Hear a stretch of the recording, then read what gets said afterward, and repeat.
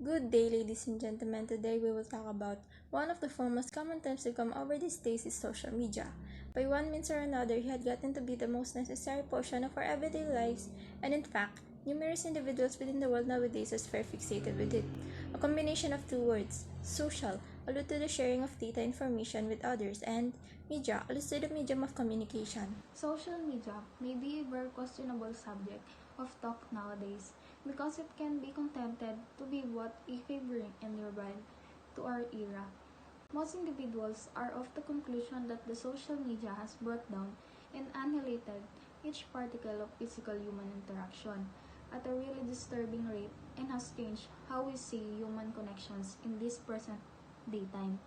There is a part of others with the conclusion that social media has offered assistance, moved forward, and given us superior choices and ways remaining associated to those we adore wherever they are within the world and able to spread news and data speeder through social media.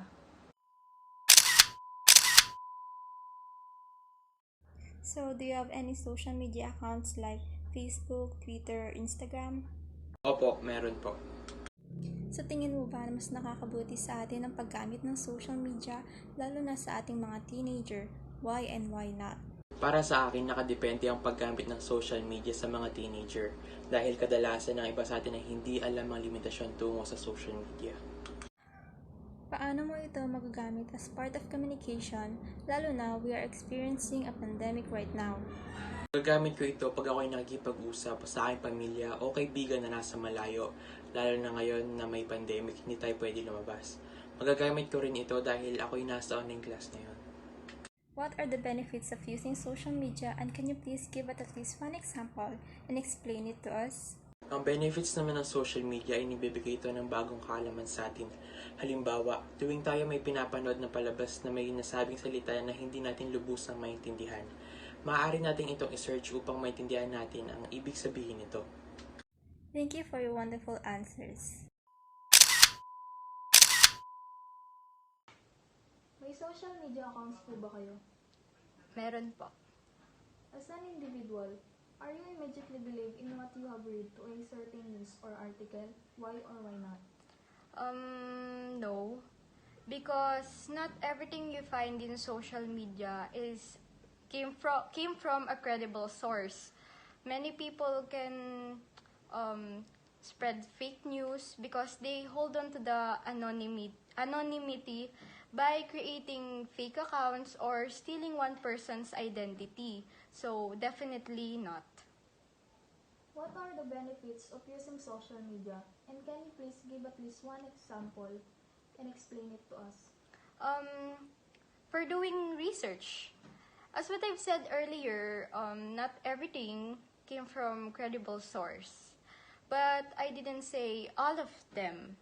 So, what I mean by that is that there are still websites out there that are surely made from facts. And so, you need to make multiple research and just what I've said, one is not enough, especially to social media. So, you really need to take your time to research for whatever it is so you can prove that it's a fact. Sa mga araw na ito, natutunan ng mga kabataan ang gumawa ng pandaraya sa mga pagsusulit sa pamamagitan ng social media. Sa pamamagitan nito, ang kabataan ay hindi bilang pagbagsak ng mga marka, ngunit ang kanilang pagsasaalang-alang ay hadlangan at ang kanilang interes na matuto ay bumababa. Did you know that social media is a place to learn? Why? Because social networking sites are actually best thing happen to students or to us. At isa pa, ang social media ay maaaring magbigay ng opportunities sa mga employment because after understudies, social media has risen as really useful thing for a person in look of livelihoods. Within the past, people utilized to purchase daily paper or magazine to seek for employments, but today, the internet is the most noteworthy source of promotion and spreading data with respect to anything. Sa ngayon, sa papaanong paraan maibabalance ang paggamit ng media or social media? We can balance the use of social media when you limit your usage. Why? Dahil wala talaga magandang dahilan upang masuring ang mga site ng social media ng higit sa isang beses o 2 beses sa isang araw. Second, keep in mind the esteem of real-life intuitive because social media isn't great sufficient to duplicate the feeling of face-to-face intuitive. Para sa akin, mababalanse ang paggamit ng social media sa tuwing we treat people like people. It can be easy to forget that there are other people involved in social media discussions.